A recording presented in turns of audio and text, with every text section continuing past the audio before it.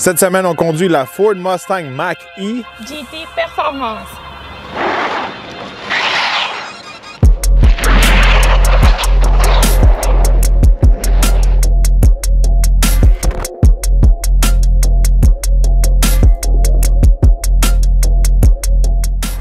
Cette semaine, avec nous, on a le modèle GT Performance. C'est vraiment le top côté performance pour la Mach-E.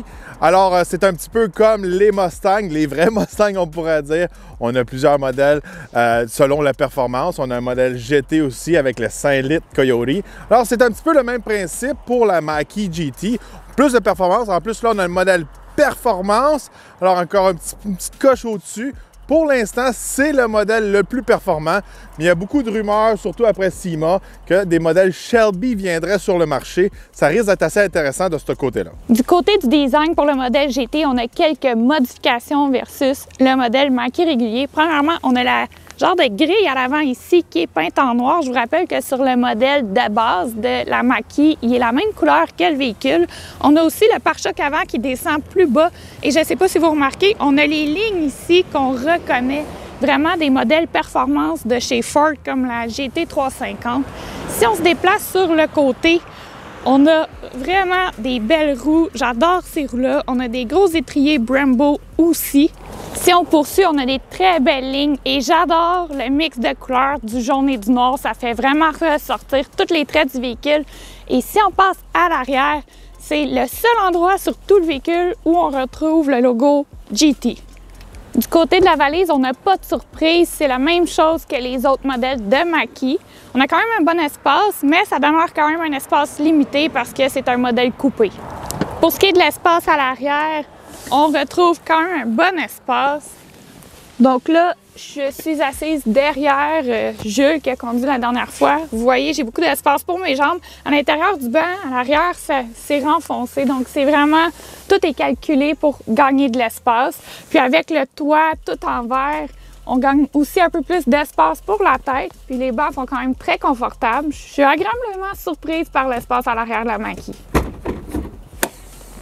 Sous le capot, on retrouve un fameux front qu'on appelle. On n'a pas de moteur. On a un espace cargo. On a aussi une plug pour drainer le fond. Alors, si on veut mettre de la glace, on a du liquide qui a coulé, facile à drainer. C'est super pratique. Côté performance, côté puissance, on a deux moteurs électriques, un à l'avant et un à l'arrière. Alors, c'est un système intégral pour la Mach-E GT Performance. Elle a une batterie de 88 kWh. Alors, ça donne environ 480 chevaux et 634 livres-pieds de couple. Pas de transmission, c'est une vitesse, un modèle électrique. Mais avec 634 livres-pieds de courbe, ça devrait être assez intéressant à tester sur la route.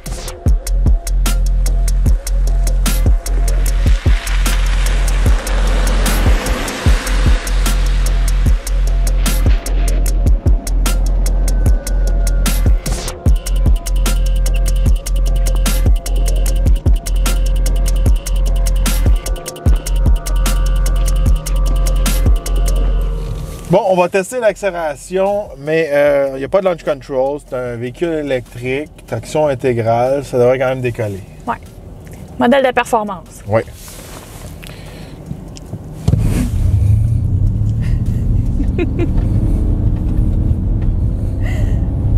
Et voilà. Quand même. On peut faire le 0 à 100 en environ 3,7 secondes. Puis c'est un 3,7 secondes constant. C'est pas une question qu'on va manquer de traction ou ces choses-là. Ça décolle, puis ça le fait à chaque fois. Puis c'est toujours fiable, puis on le fait dans le silence. Oui, dans le silence, c'est sûr. Le monde ne nous en remarque pas beaucoup cette semaine quand on fait des tests performance avec le véhicule. Non, on peut écraser. Puis personne ne s'en aperçoit. C'est un des avantages d'un véhicule électrique. Mais c'est sûr et certain que là, on a rajouté le petit son de propulsion pour donner de l'excitement, au moins nous donner un petit feeling un peu quand on écrase. Là. Mais c'est sûr et certain, c'est dans le total silence. Bon, sur la route avec la Mach-E GT Performance, on a eu un autre Mach-E à l'essai plus tôt cette année avec la batterie avec plus d'autonomie, était all-wheel drive, tout ça. Vraiment un modèle qui est similaire à la GT. Là, on a une plus grosse batterie, plus de performance, un différent look, mais t'as-tu remarqué une grosse différence pour la conduite, toi, Eve? Au niveau de la conduite, non, pas vraiment. Quand on le conduit en mode plus daily, je pourrais dire, quand on le conduit en mode éco ou en mode normal, je trouve que c'est le même véhicule. Par contre, si on va dans les modes un peu plus de performance, oui, ce véhicule-là est plus performant. Aussi, j'ai remarqué une autre petite différence, par contre, avec la suspension. Bon, on a une suspension Magna-Ride avec la GT. Ça fait une grosse différence pour le confort puis la tenue de route. Fait que c'est une bonne amélioration. La Ride était un petit peu rough dans l'autre version, je pourrais dire. C'était pas juste la suspension, c'est aussi la faute des pneus. Une lacune souvent qu'on retrouve sur les véhicules électriques en général, on a des mauvais pneus. C'est pas des mauvais pneus, mais c'est des pneus qui sont faits pour faire de l'autonomie. Ils sont plus rigides, ils sont plus aérodynamiques, mais on doit faire un sacrifice quand on les pousse dans les courbes ou qu'on accélère ces choses-là. Même là, aujourd'hui, on est sur des pneus d'hiver. Puis je trouve que les pneus d'hiver qu'on a là, ils sont meilleurs que les pneus d'été qu'on avait sur l'autre Mackie. On a une meilleure ride, en effet. Fait que ça, c'est une des grosses différences qu'on va retrouver pour le côté confort. Encore une fois, à cause que c'est du GT Performance, la tenue de route est améliorée aussi. On a plusieurs modes de conduite. On a Whisper, Engage et Unbridle. Même si on a mis notre système en français, ils ne sont pas traduits. Non. Fait que Whisper, c'est chuchotement. Fait que en mode Whisper, c'est littéralement le mode pour faire le plus de range possible, d'autonomie. Le mode Engage, c'est pour tous les jours. Et il y a le mode Unbridle, quand on veut avoir un petit peu plus de fun avec le véhicule. C'est vraiment un mode sport. Il y a un autre mode, quand on le met en mode Unbridle, fait que quand on appuie dessus, il y a un mode qui apparaît en bas, vraiment sur l'écran. C'est Unbridle Extend. Fait que là, ça vient de donner une puissance plus constante que ce que j'ai compris. On n'a pas pu le tester parce que c'est un mode que s'il ne fait pas en bas de... Je pense qu'il faut qu'il fasse en haut de 15 degrés. Chose que comme ça, on ne peut pas l'utiliser. Fait que là, on n'a pas pu le tester cette semaine parce que c'est trop froid ici au Canada à l'extérieur. À l'intérieur du véhicule, on a des finitions en tapis en Suède. On a aussi des motifs géométriques un peu sur le tableau de bord qu'on retrouve sur les bancs. Une des grosses différences pour le modèle GT, on a des meilleurs sièges. C'est des gros sièges qui ont du bon support, mais en même temps sont confortables. Oui. Fait que ça rajoute beaucoup au confort. On a un logo GT ici sur le coudoir. Mais le reste, regardez, c'est la même chose que toutes les autres Mackie en général. Des plus beaux finis que les autres, mais le reste, l'habitacle, tout ça, là, on va pas avoir une méga différence comme qu'on retrouve dans une Mustang, là, pas une Mackie. Côté écran, toi, je pense que tu l'aimes beaucoup, hein? Bien, oui et non. Je trouve très pratique, elle est très grosse, elle est tactile, mais les coins, ils arrivent pas mal d'un genou. Surtout toi, je regarde quand tu conduis, tu as le genou pratiquement à côté dans l'écran. Ça, je crois que c'est un problème un peu récurrent. On en entend souvent parler. Les gens qui sont plus grands un peu, ils vont à côté dans l'écran.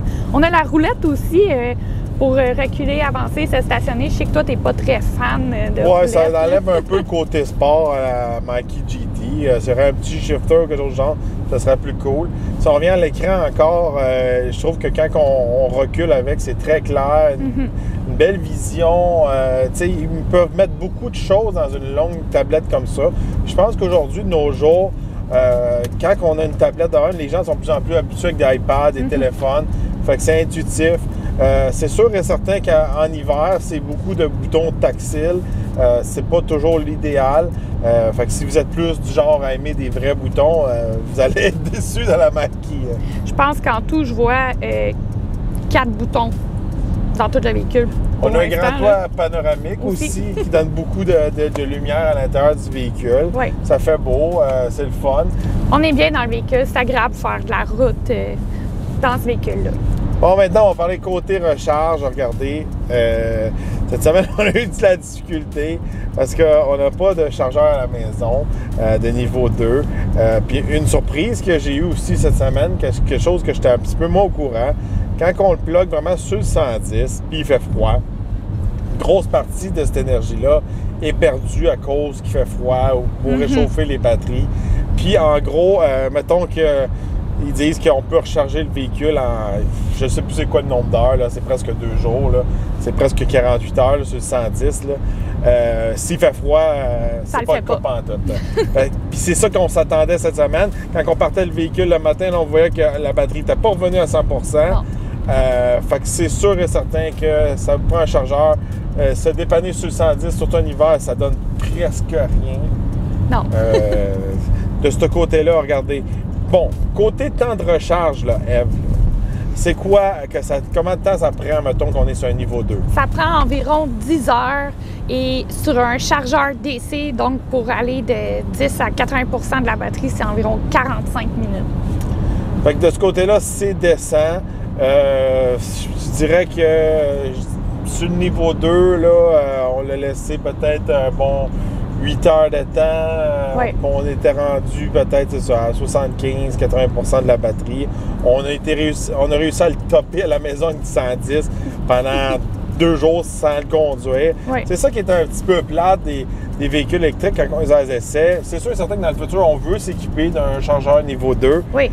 Mais quand on se promène avec, là, il faut penser au reste de la semaine, le temps de recharge, le temps que, là, si on fait des tests de performance, si on s'excite un petit peu trop avec le véhicule, il faut tout calculer ça. Nous, quand on ramène le véhicule à Montréal, il faut qu'on soit sûr qu'il soit plein pour partir et donner le plus de batterie possible pour le prochain journaliste. C'est beaucoup de logistique, c'est beaucoup de calcul. C'est beaucoup d'organisation, puis c'est un peu ça qui se passe. Il y a des endroits, même pour recharger, là, on s'entend, nous, on reste plus dans le coin de la montagne et tout, là. Toi, tu as eu l'expérience cette semaine, il fallait payer avec une application puis ton cellulaire. Mais il y a des endroits où il y a des bornes électriques, mais le cellulaire, ça ne pogne pas.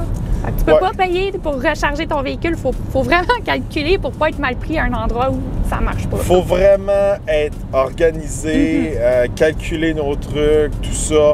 Regardez, cette semaine, je suis allé à Montebello avec Subaru pour tester la nouvelle Forester Wilderness. Puis le véhicule n'était pas carrément rechargé.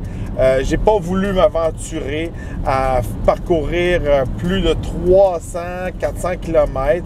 Parlant de ça, l'autonomie de la Mach-E, c'est 418 km. Puis toi, tu l'as-tu vu cette semaine, les 418 km? Moi, j'ai vu qu'il était environ, il était à quoi, 272 km? Oui, quand il était à 100 de batterie. Fait que je sais pas si c'est parce qu'il fait froid, mais on l'a pas atteint, le 418. On n'a jamais dépassé Non. le 300 km d'autonomie.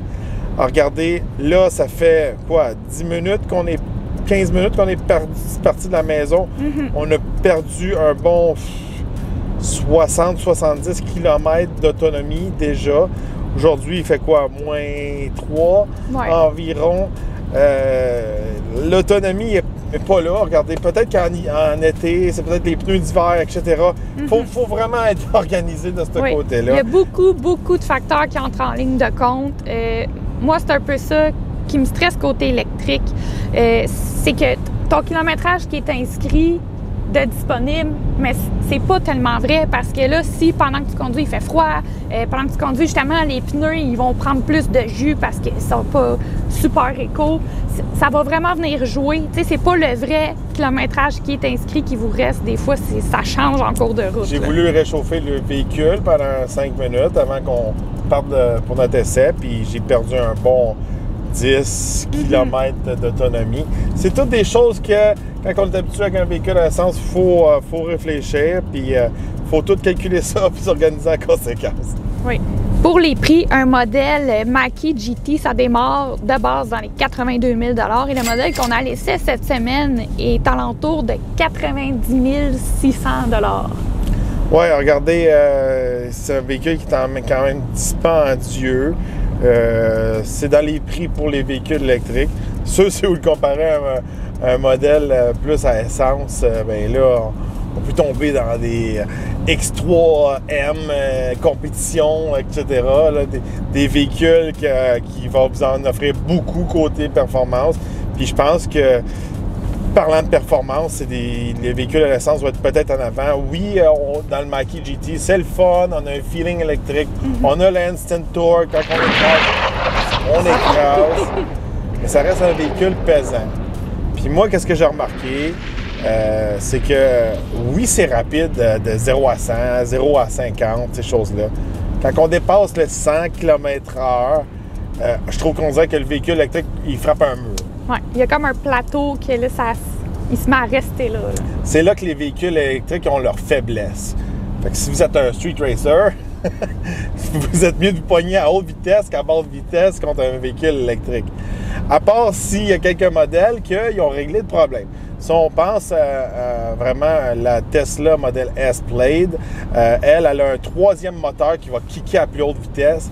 Puis la Porsche Taycan, elle a vraiment une transmission qui va venir shifter pour aller à plus haute vitesse. Fait que vraiment, le point faible souvent des voitures électriques, c'est vraiment que à mesure qu'on tombe dans le 120, 140, 160, c'est là qu'ils viennent, qui slack. Il y en a plusieurs qui vont dire, ouais, mais anyway, on ne peut pas rouler plus que 100, 120. Mais regardez, c'est un véhicule performance. Si vous voulez vous avoir du fun avec ça, allez à la piste de drague, allez à la piste de course, ces choses-là, où vous êtes sur un circuit fermé, mais c'est là que vous allez vous apercevoir que le véhicule électrique a ses défauts parce qu'il n'y a pas une transmission. Parlant de pas de transmission, toi, comment tu as trouvé ta joie de conduite en arrière du volant de la Mach-E GT? Moi, ce que j'ai aimé, ce que j'ai le plus apprécié, c'est vraiment avec la tenue de route. On sent vraiment que c'est un système all-wheel drive. Il tient bien la route, je me sentais solide. Quand je changeais de voie et tout, ça allait super rapidement, ça allait bien. Quand je pèse, comme tu dis, à basse vitesse, ça répond. Mais on retrouve pas, c'est certain, la passion des Mustangs à essence, si je peux dire. Donc là, ça, je trouve qu'il y a vraiment deux clientèles. Celle pour les Mustangs Mach-E, les Mustangs électriques, puis celle pour les Mustangs plus dramatiques. Parce que quand on monte dans les modèles à essence, dans les GT, les modèles plus de performance, on en parlait justement, tu es un ancien propriétaire de Mustang, on retrouve plus de drama, plus de bruit, plus de moteur. Oui, mais c'est ça. Je pourrais dire là, que quand vous êtes derrière le volant, là, côté strictement performance, pas le confort, la suspension, ces choses-là, entre un Mach-E comme celui qu'on a essayé, le blanc qu'on avait plutôt à l'essai, puis celui-là, bien, si on ne l'écrase pas, puis on ne le met pas en mode on-brittle, pas de méga différence. C'est juste vraiment... c'est un peu comme une voiture téléguidée. Il y en a un qui a une batterie un peu plus forte que l'autre, puis l'autre va être un petit peu en avant. Quand on est dans un Mustang à essence, puis on est dans un modèle de base, après ça, on tombe dans un GT ou on tombe dans un Shelby ou un Shelby GT500, il y a des méga gaps. Puis plus qu'on monte dans l'éventail de performance, plus qu'on va avoir une expérience, plus qu'on va avoir du drama, on va avoir du son de l'exhaust, on va avoir une meilleure transmission. La même chose là, quand on passe de la GT350 à la GT500, on passe d'un manuel. L'autre, on va avoir vraiment une espèce de transmission double cloche très avancée dans la GT500. Puis, je trouve que dans la GT, à part le look puis plus de puissance, il manque un espèce d'épice. Il manque du drama. Faut pas oublier aussi que c'est sûr et certain, c'est pas la même chose. Mais c'est une Mustang, on n'a pas le choix de les comparer avec d'autres Mustangs. Un GT coûte beaucoup moins cher que celui-là. Là, le GT, Mach-E, performance, tout le kit dedans, on se rapproche... on est juste en bas du GT500. On joue dans les tales, littéralement, d'un GT350, beaucoup plus cher qu'une Mach-1. Je pense que moi, j'ai eu plus de plaisir en arrière de la Mach-1 que la Mach-E GT. Oui, je pense un peu que c'est le problème actuellement qu'on retrouve avec les gens qui sont vraiment des puristes de Mustang. C'est pas tous ces gens-là qui vont triper sur la Mach-E, mais comme je dis, moi, je suis persuadée que c'est deux clientèles totalement différentes. Oui, mais tu sais, regardez, pour conclure un peu, moi, je trouve que la Mach-E GT Performance qu'on a essayé cette semaine, c'est de loin le véhicule électrique le plus fun qu'on a conduit jusqu'à présent. Je suis tout à fait d'accord. Le plus beau, le plus confortable. Fait que dans la section électrique, je pense que c'est notre préféré. Oui. Peut-être pas le meilleur achat. Je pense que la version en bas du GT qui est plus abordable, puis si on mettrait peut-être des meilleurs pneus, ça serait un meilleur achat, je pense, pour monsieur tout le monde. Le look est moins là, oui, mais j'avais une meilleure autonomie, ça c'est sûr et certain. Oui, on n'était pas l'hiver, mais l'autonomie était vraiment meilleure. Oui. Puis pour le sacrifice de la performance, même si j'étais un gars de performance, qu'est-ce qui est plate à dire cette semaine, c'est que je pouvais pas avoir le fun avec parce que j'étais tout le temps comme ben là, je vais sacrifier mon autonomie, puis là, ça va prendre plus de temps à recharger, puis là, faut que je deal avec d'autres affaires plus tard, puis ci, puis ça, puis... Fait qu'en gros, c'est ça. Quand on a un Hellcat ou un GT ou une Corvette, ces choses-là, qu'on prenne plus de gaz, c'est pas grave, on va retourner à la station-service, on remet du gaz, puis c'est fini. Là, c'est comme, faut dealer avec les conséquences d'avoir le pied pesant. Oui, en effet. N'oubliez pas de vous abonner, n'oubliez pas de liker et partager la vidéo. Ça nous aide toujours beaucoup et on se retrouve dans un prochain Essai routier.